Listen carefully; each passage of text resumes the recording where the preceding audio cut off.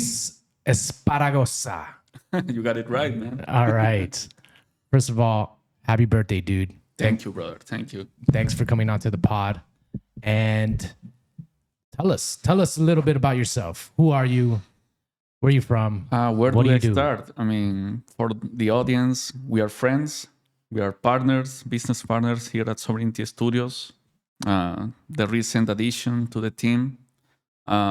But a little bit of my background will be that I'm a Venezuelan Bitcoin journalist, photographer, and social media manager. You know, I do a bunch of things on the media side of business. And I live in El Salvador, living the dream of being in the Bitcoin country, getting to meet a lot of good people, nice people like yours. And I'm here, man. Like, this is what I do. Nice. When did you leave Venezuela? I left Venezuela in 2019. I moved to Ecuador initially. And it's funny because I was maybe the last one of between my friends that left Venezuela. I refused to leave my country. I still believe in let's try to change things here despite everything happening. But a national power shortage affected us. Like for 2 weeks, we had no electricity in the whole territory. So that was the last drop, you know. I decided to live there, to Ecuador. And I live in Ecuador, in Manta exactly, which is a beachfront city with big ports and a lot of great seafood and sunny days. And I spent the pandemic in there, you know, working online, doing what I do, which is Bitcoin journalism and all that. And in 2021, I came here to El Salvador because of the Adopting Bitcoin conference, the first edition they did here.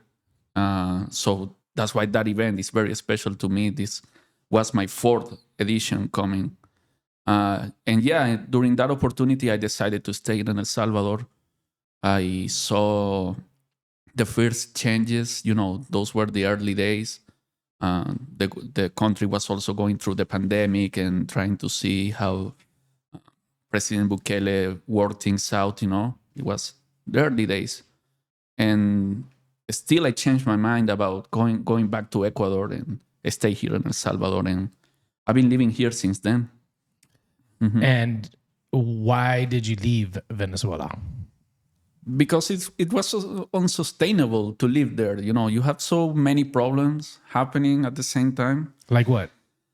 Well, like I just said, the main reason that made me take the decision to finally leave was this electrical shutdown that we have in the whole territory. You know. Can you talk about that? I mean, you know, we deal with our challenges over here in El Salvador, right? This is, I think, a country that's up and coming from a period of not much development. And so all the development's happening now, but we're right in the middle of that chaos. And so we deal with power outages and all types of road work and disruption.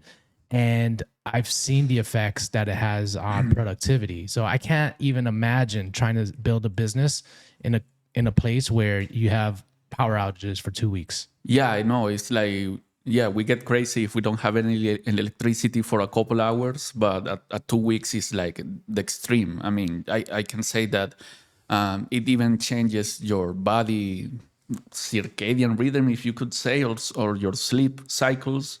So you find yourself waking up in the night, being bored, nothing to do. You don't want to sleep.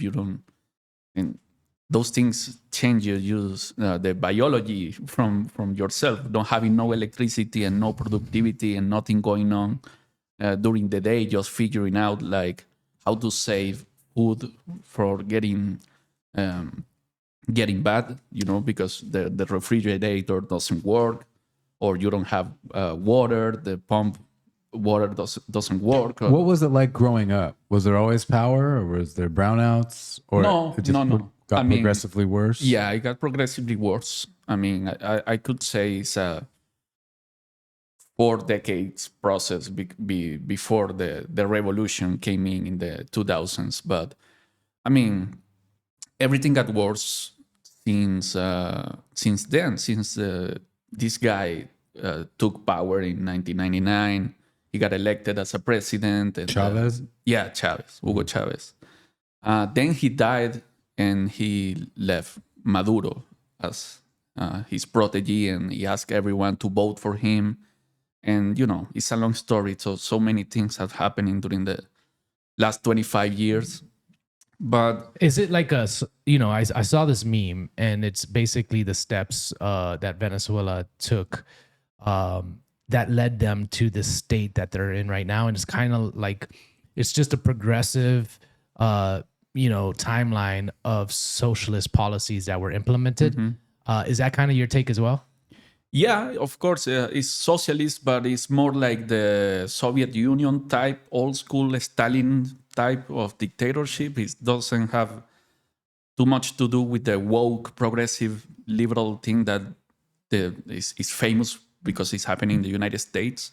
So some people even argue that the Chavistas are conservatives because they don't allow like gay marriage or, whatever. So this is just more like complete control of the economy, kind of Soviet style. Yeah, because they went very heavily against local businesses and property owners around the country. Like they just expropriated the factories and all the productive infrastructure in the country. So I remember this film called "The Revolution Will Not Be Televised." Did anyone ever see that? No. And it was about, I watched this in 2010, but I think it was a few years older. And it was basically about how the international media tried to cover up how popular Chavez was. And later on, obviously, I'm realizing, wow, that movie was, well, looking back on it now, like that movie's kind of like a psyop, right? It convinced me, like, oh, the world capitalism is against the socialist policies that help people, blah, blah, blah. And I remember watching that and being completely convinced by it.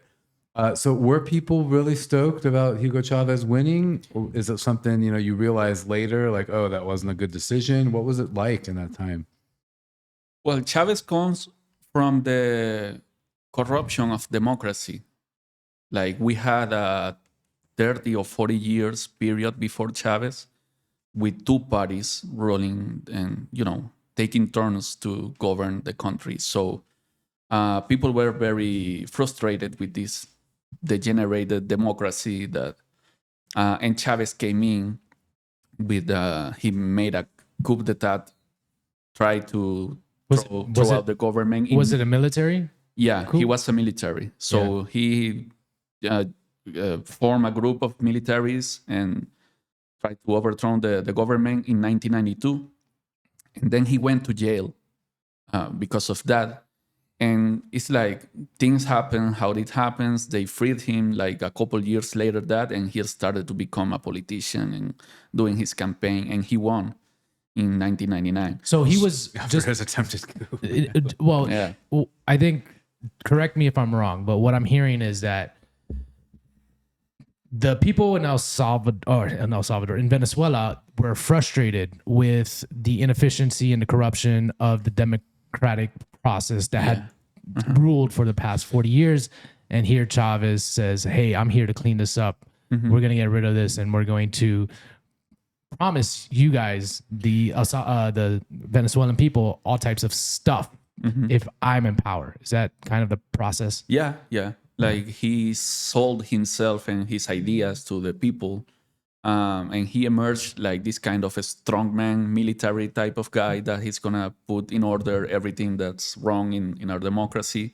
But by that time, he didn't tell anyone he was a communist, So after a few things, he radicalized it over the years and went full retarded communist. But during those years, I felt Venezuela was very polarized, actually. It was 50-50.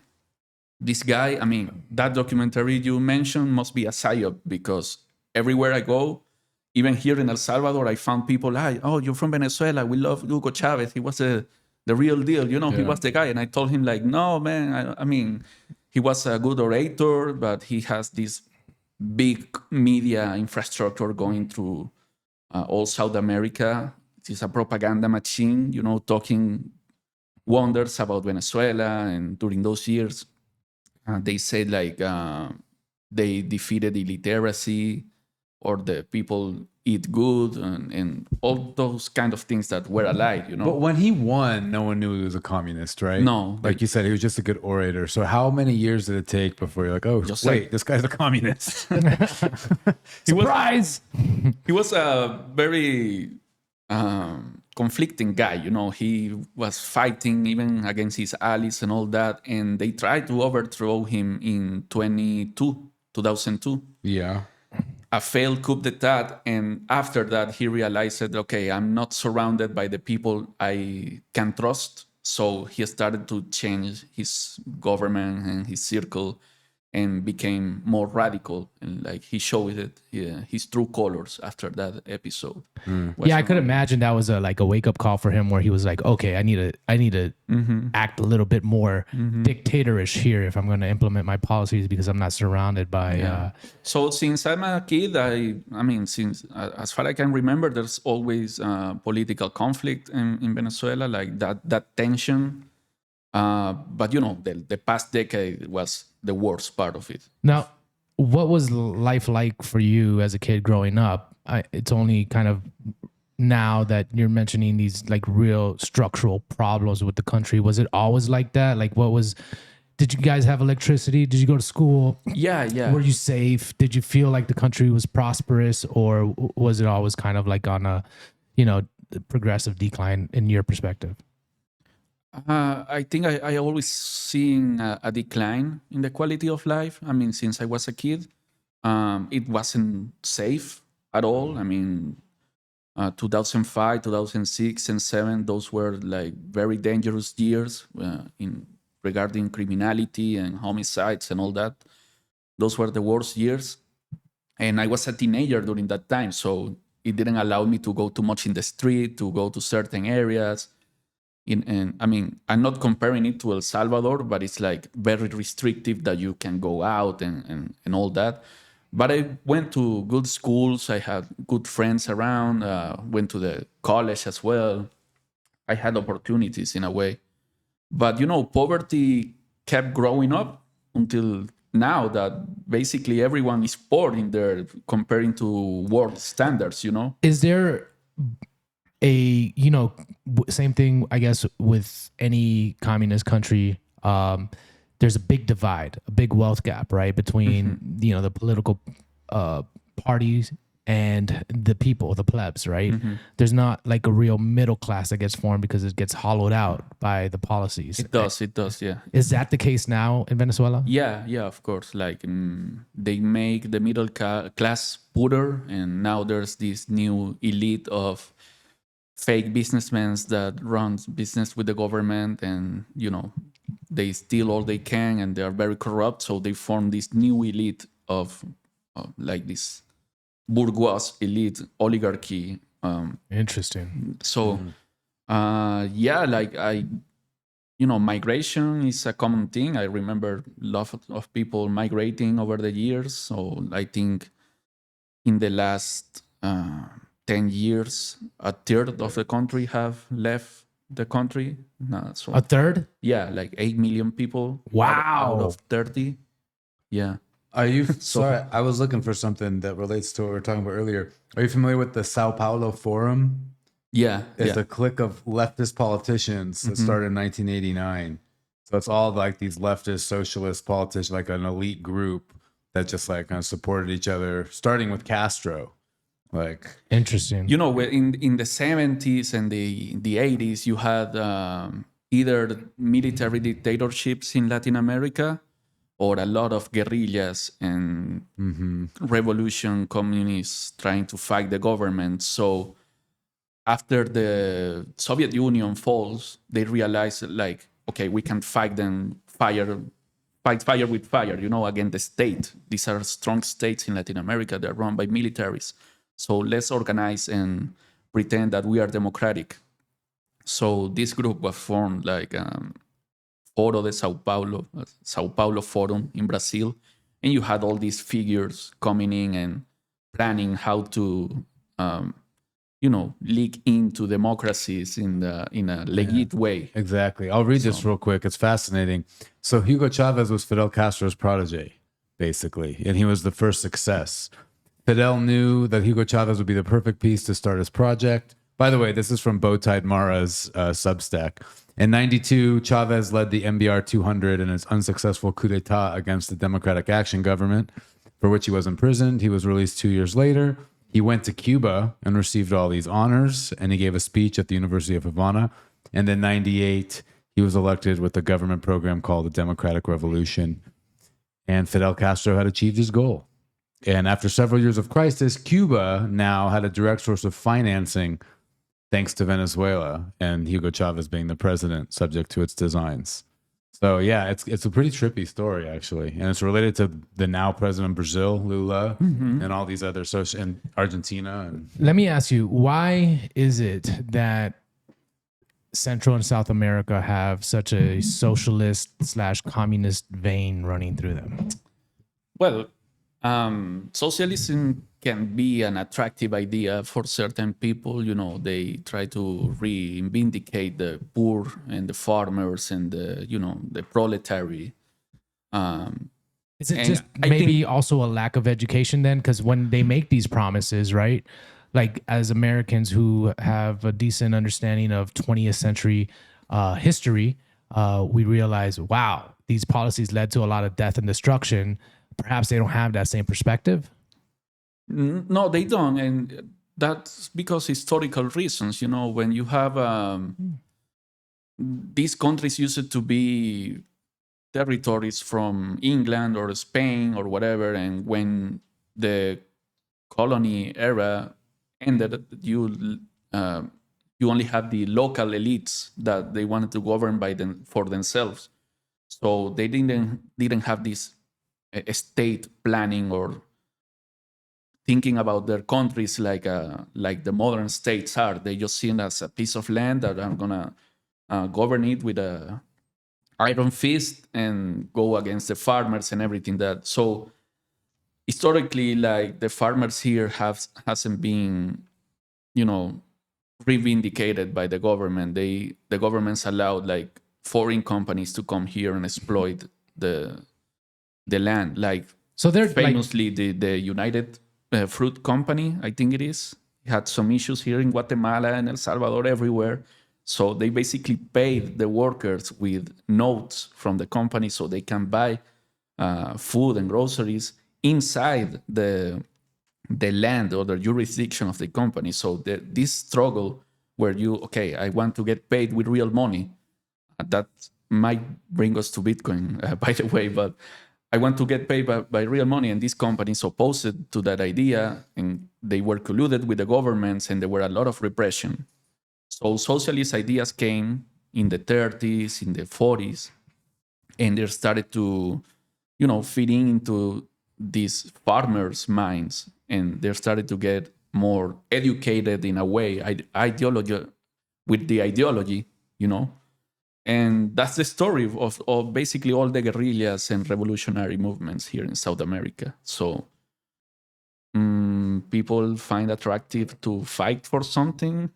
Well, also, it sounds like representation too, right? Because when you're just a poor farmer and, you're having all these mega corporations coming in and just taking over your land and exploiting the natural resources for their own benefit, I guess giving you notes so you can buy food that they basically came and stole right off of land that they came and just conquered. I could imagine as a desperate farmer or as a being poor, some politician comes around and says, "Hey, we're gonna change this. We're gonna take control of everything. We're going to set things right, and we're going to make sure that you're taken care of with monthly." Stipends and healthcare and this, and to them it's like, yeah, man, that sounds like a good deal. Let's go, Chavez. Yeah, I mean, he gave away a lot of food, a lot of money.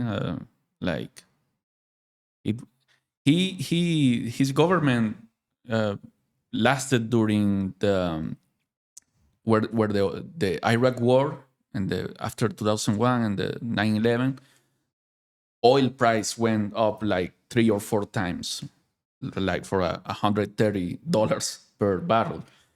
So he got a lot of money coming in Venezuela, and he just run the welfare state, trying to build new infrastructure, give away education, food, and all that. But of course, it's bad quality food, bad quality education. All the buildings and the things they're trying to build, they never did. They are just like ruins right now. So they stole everything from that. Just like that era. Like anything, right? Good, like communists come up with all these ideas and then have no way to execute. It gets to the order of billions of dollars they stole. Wow. Yeah, like at least $5 billion. Or It's the classic. It's a classic communist story, right? So can you talk about then hyperinflation, and did you observe the effects of that? Did it impact you? How was it like living in? I don't think most people understand what it's like living in an inflationary environment. I think Americans are starting to get the picture now, because every day prices are rising over there, and so I think they're like, it's now becoming real to Americans. But like for Venezuelans and Argentinians and people all around the world, they've experienced currency debasement before, so it's not new to them. But yeah, what's the perspective there on like that? I'm also curious, was it gradual or was it sudden or was it both? Like, because I remember the memes of people using the Bolivar. What's the currency? Yeah, as like toilet paper, because they have all these fat stacks of it. Yeah. And I remember seeing those 2015 maybe earlier. So yeah, tell us all about it. Yeah, those were the worst years, for hyperinflation, 14, 15, 16, 17, up until almost 2020 when the pandemic came in. But, historically, Venezuela, since at least the 80s, they had like a 20% year-to-year inflation. 20%? Yeah. Oh, wow. Since then, so the currency has been devaluating a lot during those past 2 decades. And then, Chavez period wasn't no different. He got to 30, 40%. They actually removed zeros from the currency in 2007, I think, for the first time, just to make accounting easier. And, they made new bills and everything. But with Maduro, things went crazy. Like, you can get years with 300% inflation, or I think maybe 2017 was 2000% inflation. And that creates funny distortions in economy, like the fact that you can see bills thrown out the floor, they worth nothing, or you can buy your groceries, and instead of counting the bills one by one, you weight them on a balance, like how many bills of this denomination weight, so you can buy what you want to buy. Yeah, I went to Colombia. It's like a real quick story. I went to Colombia, and there was a lot of Venezuelans there, and one of the ways they made money was making wallets or baskets out of the currency. Yeah, you got the artisans making funny things with the artisanry with the bills. Yeah. It's worth more than the bills that it's made of. You add some little proof of work, some talent in there, and yeah, all of a sudden you can sell $1 worth of bolivars for maybe $50 or something like that. The money is worth more as material than it is as actual money. As an art piece and as a material, of course. Like, I remember the government ran out of money to print more bills. It's such an expensive process to, make them. And it was a disaster in the street, We use a lot of debit cards even to buy cigarettes or to buy bread. We got used to those microtransactions with debit cards. And at some point, they stopped importing or repairing the point of sales, the POS device. They got broken, so you didn't have cash and you didn't have electronic payments processors available. So it was tricky. Like at times you have to wait for days to find someone to sell you cash, or you make a bank transfer.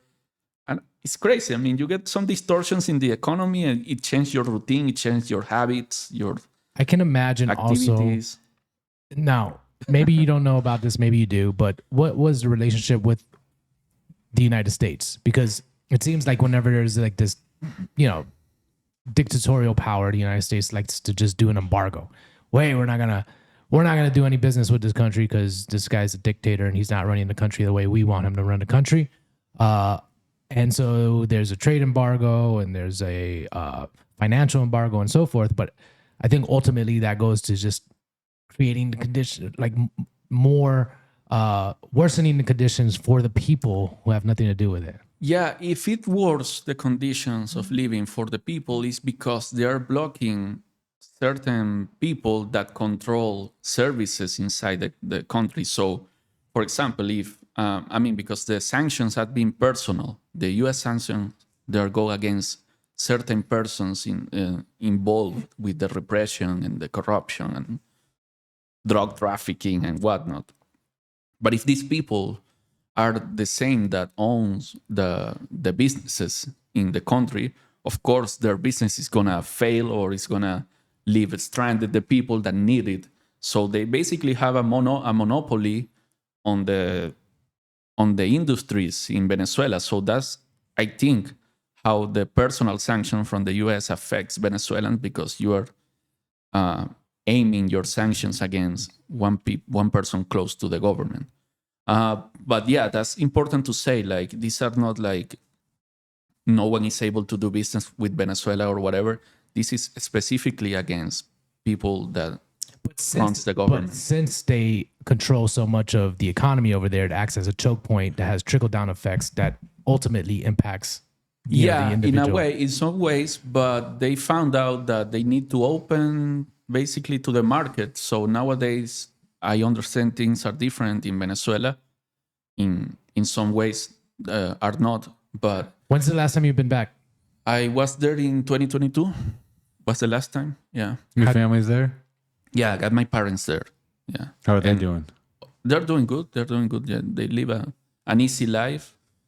They do sports. They eat good. I help them. So what do people do? Just keep raising your prices as hyperinflation is happening? How do people manage to stay afloat? There's a few things you can do. You can buy dollars, US dollars. You can buy Bitcoin. That's so one of the things is that's one of the reasons why Tether is so popular. I heard. Right. Yeah. Tether, yeah, it's very easy to access as a stable coin. Doesn't require any major KYC. And for those that don't know what Tether is, it's like a digital dollar, basically. It's USDT. Yeah. Yes. And you can even buy food. I remember that people said like, okay, I'm gonna buy a lot of food. I don't know, like a pack of rice or whatever, and store it. Just because I know the currency is gonna devaluate over the day, so I'd rather buy enough food and store my value in, tuna cans and whatever. There's a joke about this famous economist that he said that tuna cans were going to be worth more than Bitcoin, and that you as a Venezuelan, you can store your money on tuna cans and you're probably going to beat inflation, local inflation. Well, you probably beat inflation, but in terms of beating Bitcoin, I don't think so. I think you could buy a tuna factory now if you would have put it in Bitcoin. Actually, in 2016, for sure. Yeah, I remember in Argentina, like I've heard stories, but then I've experienced a little bit of it. The first time I went, $1 was around, 38 pesos, Argentine pesos. And then a few weeks after I was there, it went up to like 44 or something. And I remember the prices changing in the morning and the night. And at the supermarkets, it's a digital price tag, so they can just change it easier. And they were telling me stories like during like a Corralito in the early 2000s, how like a price of whatever you bought in the morning, the shops would close in the middle of the day. And then when they opened up again in the afternoon, it'd be a completely different price based on what happened in the markets early in the morning. Yeah, it's like a pit stop to change the prices from one time to another. Like Yeah, the and you have day. to deal with that volatility just to stay afloat if you run a business or whatever it is. No, we don't have those digital price tags. Nowadays, we just put the price in dollars. So You convert it. Yeah, when the time comes to pay the cashier or something, you calculate how many dollars is the product you bought and how it's worth it in bolivars. And So I you'll see. imagine is there a big black market for dollars? Yeah, Okay. yeah. You call it dollar blue also? Dollar negro, Dollar negro? actually. Yeah. See. And Argentina's dollar blue. Yeah. Dollar blue. Yeah, it's like the unofficial dollar exchange rate for bolivars. So you have in Venezuela the official rate, I think in Argentina too, which comes from the central bank. Oh, so you have the government rate, right? And then you have Yeah, the, like the this. real rate, which Yeah. is the under the table. It's so funny how like these people think that they can outmaneuver the market, right? like control the market or somehow dictate policies to a whole market, Well, but this is why, like in Argentina, traditionally, it might change now with Milei doing things too. He's basically doing things to kind of collapse the dollar blue and the official rate. So there's just one rate. Into But one. it's complicated because there's all these different markets involved. And there's also a third rate in Argentina, which has to do with capital controls and how you move money. But when you in Argentina, you buy a house with cash. You show up with a briefcase full of dollars to buy a house, but you can buy your groceries at the store in installments. You can pay Really? on credit. Yeah. Wow, that's interesting. But it just creates for you just do everything differently. So yeah, sure, there's a dollar blue rate, but it can't go in your bank. I think Argentina has like 20 different dollar rates. They have quite a few. Yeah, like there's a whole. This is interesting because just talking about this and thinking about all the problems that governments and central banks create around markets and economies, right? Like I went to the United States after being 4 or 5 months here. And, like I said, this is an up and coming country, El Salvador. And so it still has its challenges and we face those challenges all the time. But, this is the first time I had been away for so long.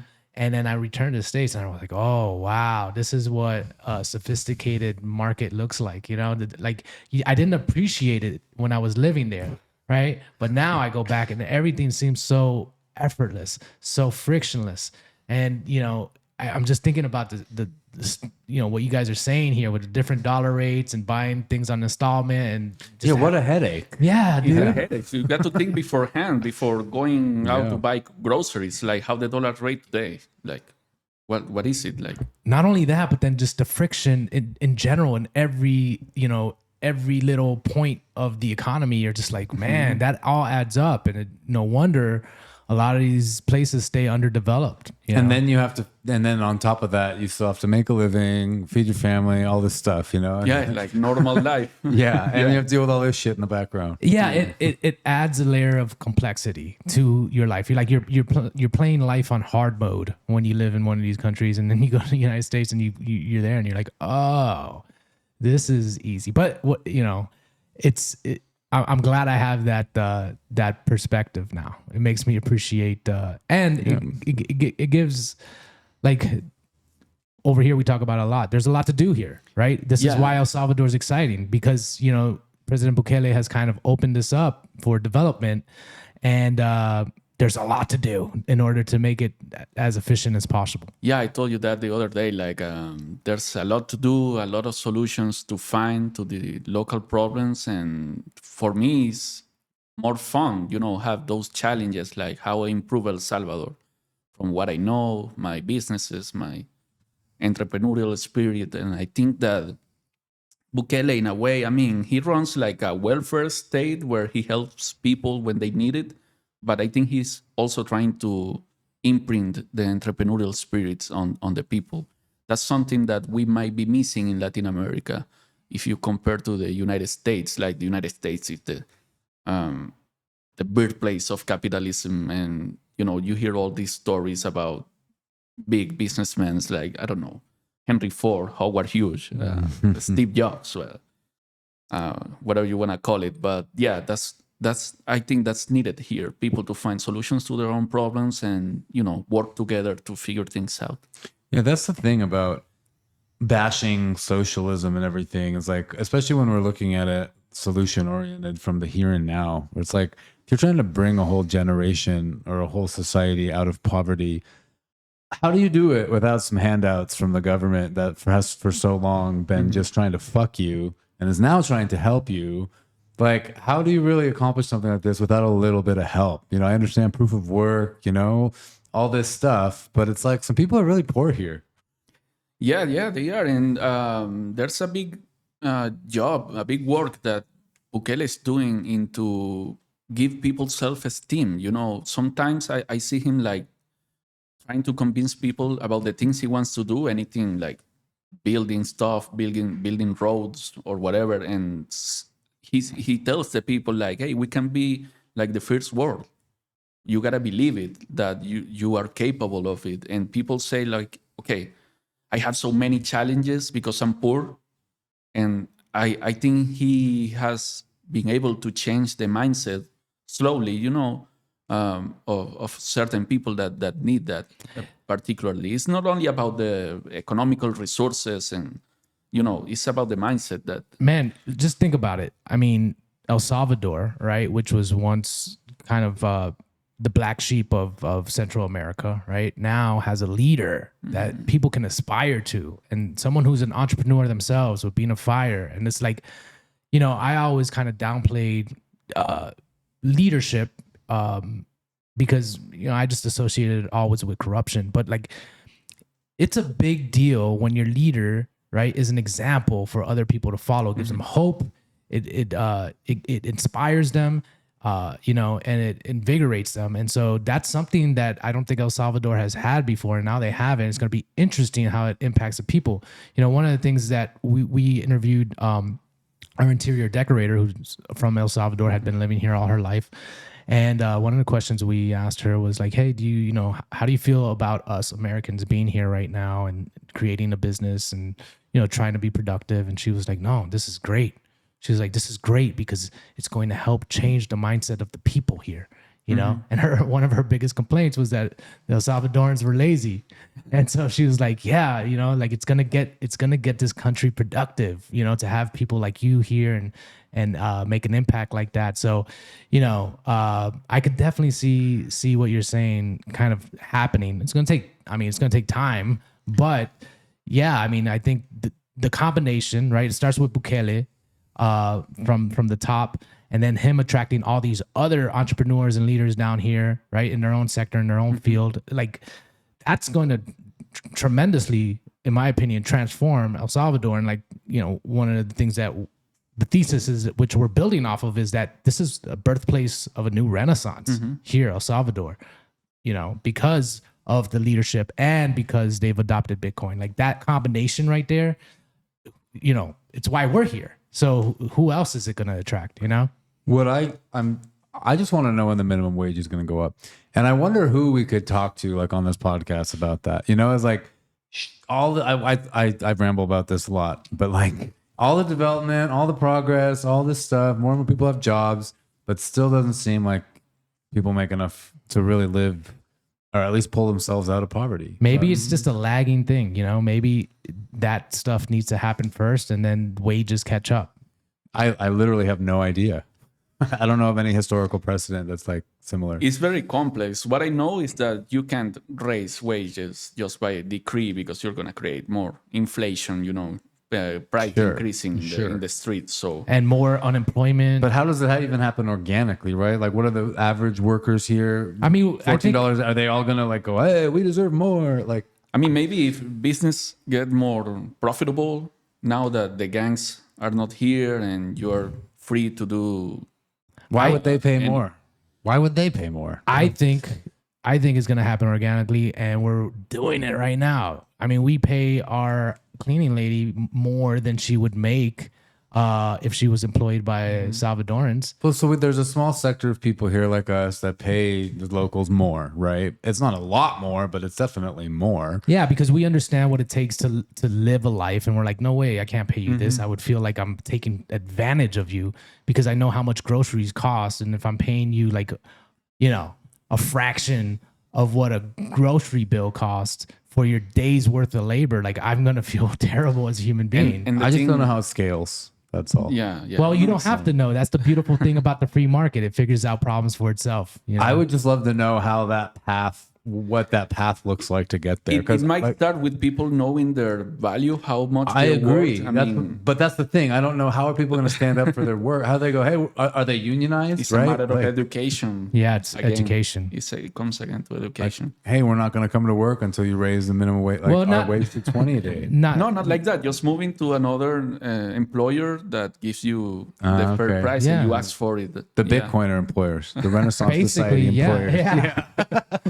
Actually, that fits right into the thesis, really. Yeah, because look, I mean, people probably want to work for Murph's Life, for example, right? Like they want to work there because they know, hey, Murph is going to treat these employees great. He's going to pay them a fair wage. Not only that, but there's all these additional benefits, like he's creating a Bitcoin, retirement account or some type of savings account for them.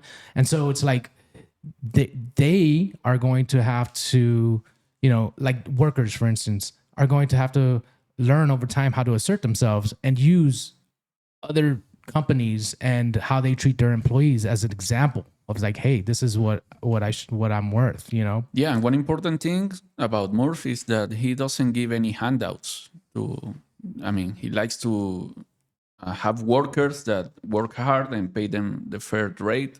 Well, he gives But, handouts for his like- videos. That's the whole point of his virality. No, yeah, but when But for his No, workers, yeah. Yeah, for like... Well, so that makes sense then. So that's how the free market kind of offers a solution: is new employers. It's from the employer side of the market, not the employee side necessarily. Like, hey, we're offering better terms. Come work for us instead. And then more and more people do that, the rates go up. And think about what then Bukele's role in that, right? It's like opening up the market in order for these new employers to come, in order for developers to come, in order for entrepreneurs to come, that over time shift the level of pay, and in like, the rising tide lifts all boats kind of thing like that. You're not going to see it. It's kind of like the invisible hand of Adam Smith, where it's like just organically over time, as the free market prospers and flourishes, so will the people. I think if we keep creating businesses and all that, everything is going to fall into its right place. For example, this thing with the fact that there are no property appraisers, real estate appraisers here in El Salvador. So everybody put the price they want. They see their neighbor selling their house for $2,500 and they want to sell it for $30,000 and increase the price. So that's very arbitrary. That's okay. I know that we are in a free market and everyone can ask for what they. But if you don't have like a methodical way to figure out prices, it's gonna make a distortion in the market and the economy. And correct me if I'm wrong here, and maybe you guys know this better than I just know at surface level based off like reading Twitter. But didn't Bukele like open up like the food market here, create a little bit more competition so there can be price discovery? And that's part of the solution. And going back to what you said, right? Like I'm a free markets guy, right? But I also recognize that things need managing, especially now running a business, right? Like it's like, especially if you want it, maybe it will get there eventually, but we're talking about real people's lives that get impacted during the transition, right? And so maybe some management there is warranted. And like an example I use is like, okay, we have like the Social Security system, which is basically a Ponzi scheme, right? But like, if we were just to eliminate Social Security, and a lot of people would suffer, right? And so it's like there needs to be some type of ramp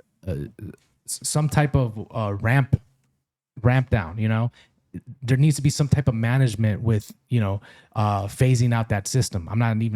It's probably never going to happen, but like in the same sense, like as El Salvador transitions, as it gets built up, there needs to be some type of management. And I think that's what kind of you're referring to is Bukele stepping in here and there and taking care of the people when he sees it fit, because otherwise there's going to be suffering that could be avoided happening. And so that's just my perspective now. Like my whole idea on the free market and laissez-faire capitalism has kind of changed just being here and seeing the disparity, and the prices here are not cheap.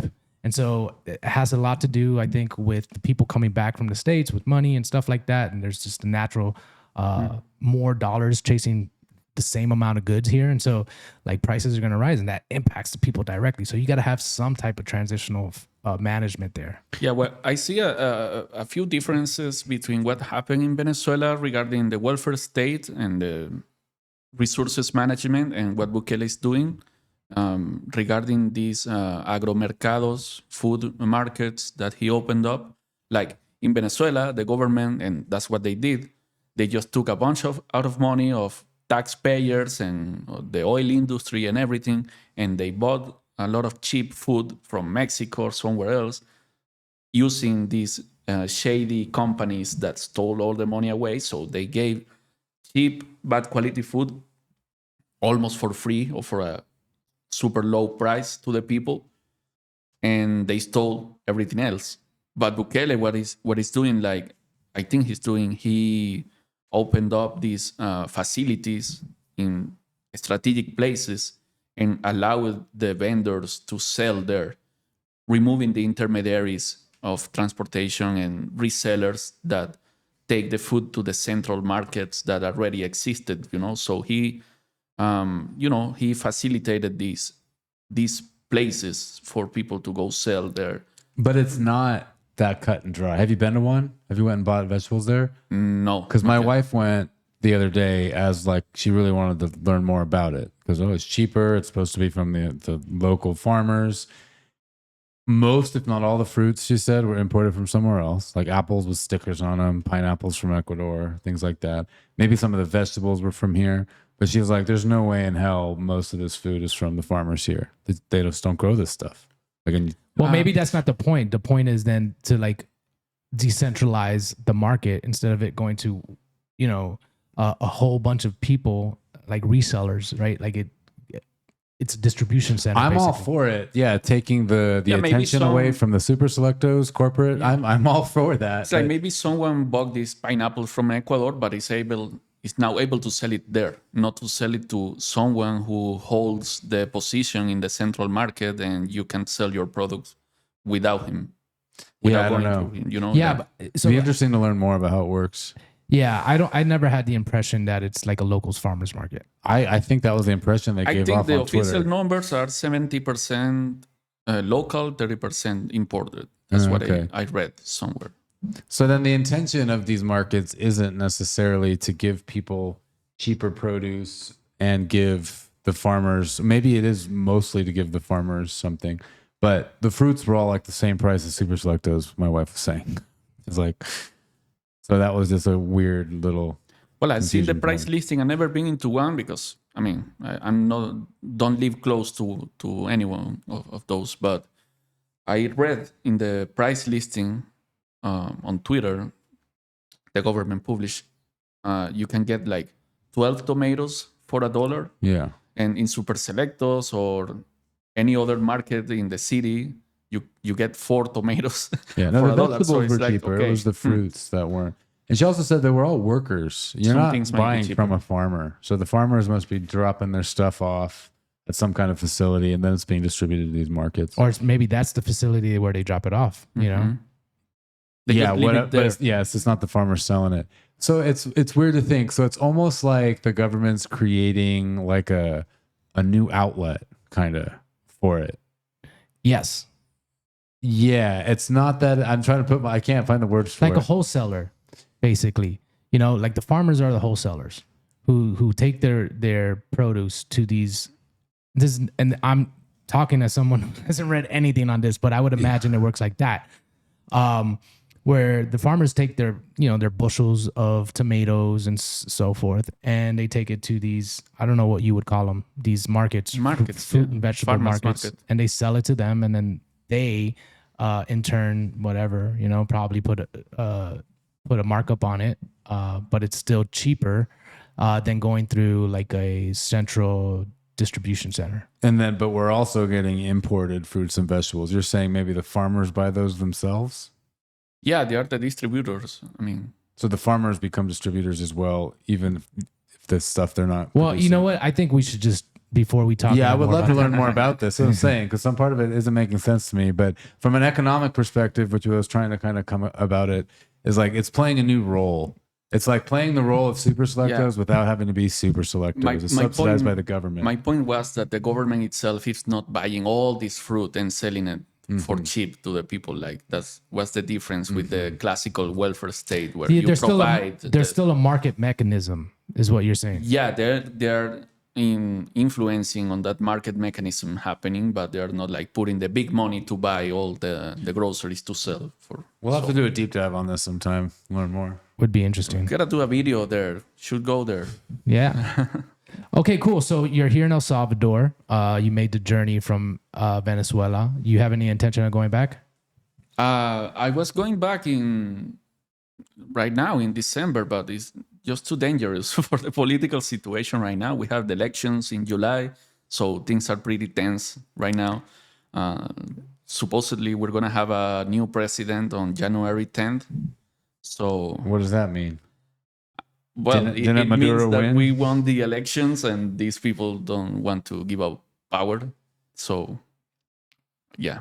Yeah, well, so no, like very few countries validated the election, right? With A lot Maduro- of them the validated results. it, but they don't care.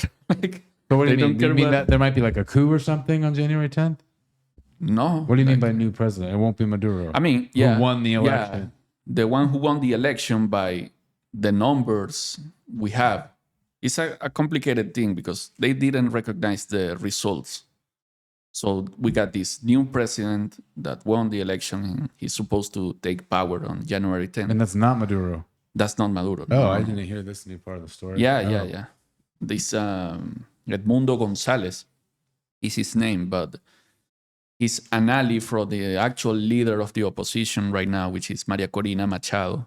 She's a libertarian politician that she's been going against the government since like 15 years or 20 years ago. Very brave woman. And she got...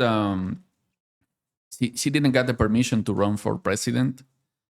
So they blocked her and she named this guy, Edmundo Gonzalez, to run for her. Oh. And the way elections works in Venezuela is that every citizen can be a witness of the election process and the results in each electoral center distributed across the territory. So we compile all those numbers and realize Edmundo won. And the regime didn't recognize that. They just published their own results and they refused to acknowledge this guy won. So on January 10 is supposed where the new president must take power, the ceremony. And Well, I can see why you're not anxious to go back. yeah, this there's time. like a lot of tension right now in that matter. I mean, I Wow, don't want to crazy. be stranded in Venezuela, unable to get back to El Salvador where I'm living now. Yeah, sure. So yeah, that's what's happening there. And so your plans are to be here long term. yeah, of course. Yeah, I see it as an opportunity. I think that, sometimes friends or relatives say like, hey, why don't you live in the United States, or why don't you go to Europe? Quality of life is better there. Okay, that's relative, but I think things are happening here in El Salvador, not anywhere else. I don't want to be in the long term in Europe and be in the middle of World War III. Or Why bother? so, I feel safe here. Like, this is a safe space here in Central America. So let's hear your take then on El Salvador. General take on living here in El Salvador over the past few years. In what matter? What Well, regard? we can talk about safety. We can talk about economy. We can talk about opportunities. We can talk about lifestyle. Okay, I'll go real quick into those four Okay. items. Okay, so you started with the economy. Economy can be improved. There's opening right now to international markets and a lot of people coming here to do business. Lifestyle is very easy. Lifestyle, everything is close to each other. The cities, the beach, you can go there in 40 minutes and you can have a healthy lifestyle here. More than 300 days of sun a year. You can get organic food if you look for it. High quality food as well. What else? What we got? Safety and security. I mean, when I got here in 2021, my Salvadorian friends told me that, hey, don't go around, don't wander in the streets. I mean, stay with your friends. And when the exception regime started, everything changed. So since then, it's been ultra safe, El Salvador. I've never seen any crime, any robbery, or anything happening here. So I feel really safe. And I hope that continues, even if Bukele is not in power. I don't know. But I think that that's what the people values the most, safety. Because here, like, you can ask the Uber drivers and they will tell you some horror stories about living with the gangs going around. So it's very terrifying, actually, to think that these guys can be out, or just to think about it. But I feel safe now. Like, it's really safe. And the most important thing I think that has me living here is the networking and the people coming here. They are great people. They think in the same way that me, or they teach me things, and they're very enthusiastic about El Salvador. I mean, maybe you could live in a country that's cheaper, or you have better products and services, or lifestyle in general, or whatever, but you don't get the people that inspires you to be better and to. Why do you think El Salvador is attracting those type of people?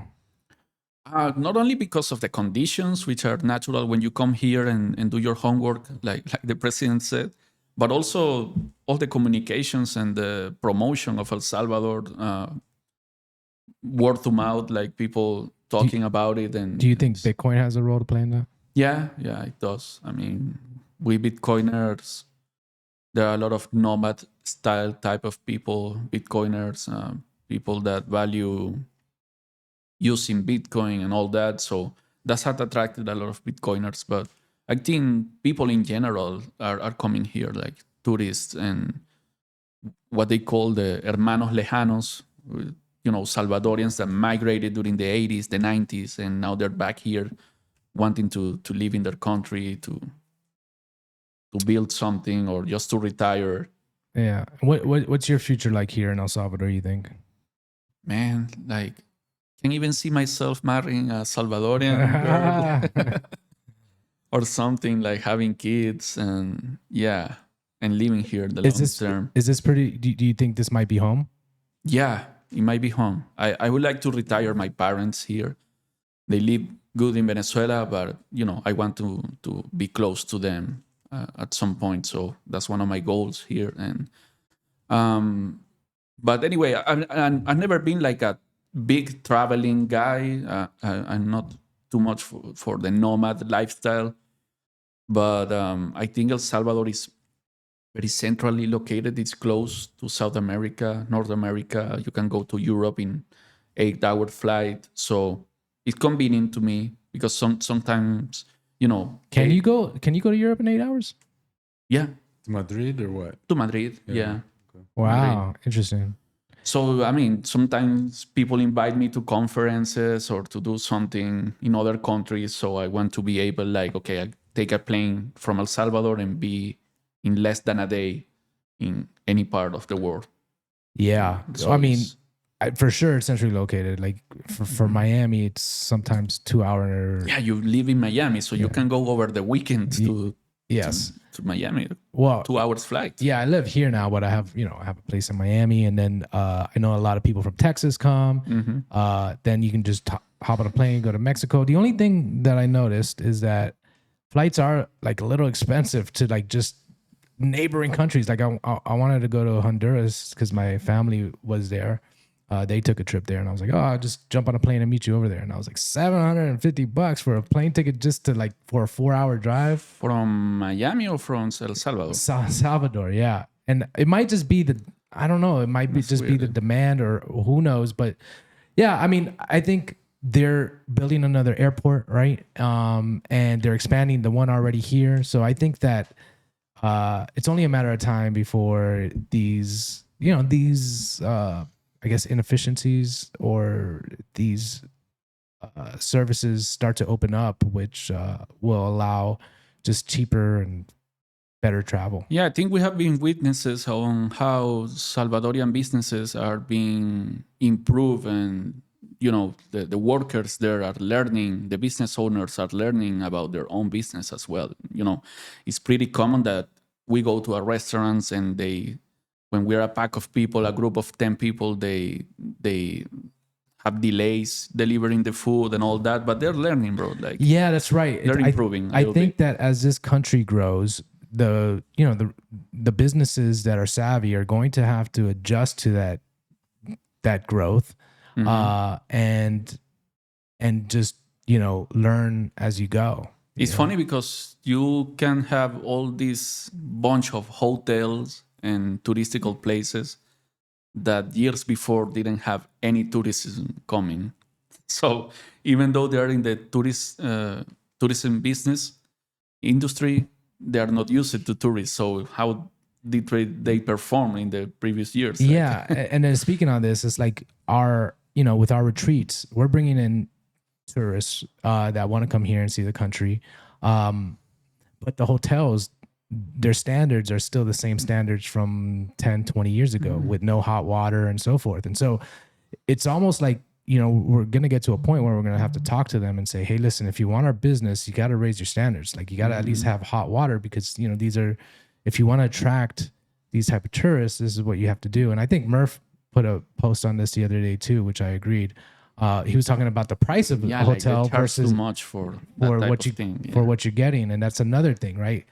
And it's just a matter of like competition coming in and flattening that out a little bit. Yeah, there will be a lot of pain in that, because you might get an angry customer yelling at you or not coming back or whatever, any type of situation that makes you learn, like, oh, I had to improve my service. I gotta have hot water in here because. And that's that's the organic, process of capitalism, right? It takes time. But okay, I mean, we're here for the long term, and we gotta be patient about it. So. Yeah, it's been really interesting for me to witness a country that hasn't been like developed. I've gone to and it's on the process of being developed. Like it's a goal, it's a trajectory that has been set forth by Bukele and his administration, and so they are making constant initiatives in order to foster that development. And so you could really feel it here, like there's a plan in place. Like, that's how I feel when I'm here. And it's been interesting just in the, year that I've been visiting, and then the 5 months that I've been living here. I mean, things are happening rapidly. Like, changes are occurring quickly. And so it's just, I've never seen that before. Yeah, it's like you have been into underdeveloped countries, but never in an underdeveloped country that has something going on. Yeah. To get away from that. Yeah, it's funny. Yeah, you. I mean, sometimes I felt like I've been living in a dream, like seeing a politician doing his job, like where you see that, like doing good is weird, even suspicious in a way, but it's happening. It's happening. You can see it every day. That's awesome. So yeah, what's your plans? What else? Well, I mean, get nurtured of my network here, working with you guys too. Like, we have big projects coming in, and this is for the people in the community and everyone listening to me. Sovereignty Studios is coming hard in 2025, I know, and I'm happy of being part of that. And, just keep going, man. Like, I have big goals for me, for my family. And I think I came here with the idea of moving a little bit away of being a journalist, a full-time journalist, and become an entrepreneur and a businessman. So I try to provide my services the best way I can to customers, and trying to build a team to make an agency one day and have this business running and see what what I can do and how I do it the best, you know. So Yeah, that's like the long-term plan while I'm living here. Awesome. Yeah, and it's I'll finish this with a last question because it's one of the things that I think about. But like in terms of entrepreneurs coming down here, I don't think you got to this in the question I asked, but the opportunity here. Do you feel it? Like, is it interesting? Like how we were just talking about being in a underdeveloped country that has a plan to be developed. Like, do you feel like you're on the ground level here and there's like just these opportunities for anyone that wants it to come and pick them? Yeah, there's a big opportunity, man. Like you have complete freedom to do what you want. Like the regulators help you in the matter of migration or opening a company, incorporating a company. You also have the network of people that are entrepreneurial, inspiring, optimistic. You have freedom in the territory. You have safety. You got Bitcoin if you want to make business paying with Bitcoin. So yeah, it's like these different areas of living in this country that makes it things. I don't know if easier, but it's an open country for any dream that you could have here. So I see it that way. I like it here. I like it here. I don't feel any restrictions from the government or from the people. Like, hey, you can do that. Look, no, do whatever you want. So freedom is important. Yeah. Awesome. Well, cool, dude. It was good to have you on the show. I learned a lot about Venezuela, things I didn't know, and yeah, just in general, it's good hearing your story on your birthday, number 32. Yeah. Yeah. The first time I have my birthday on a podcast. So it's a fun experience, worth to remember. And thank you, man. You got it. Thanks for coming on. Thanks. Peace.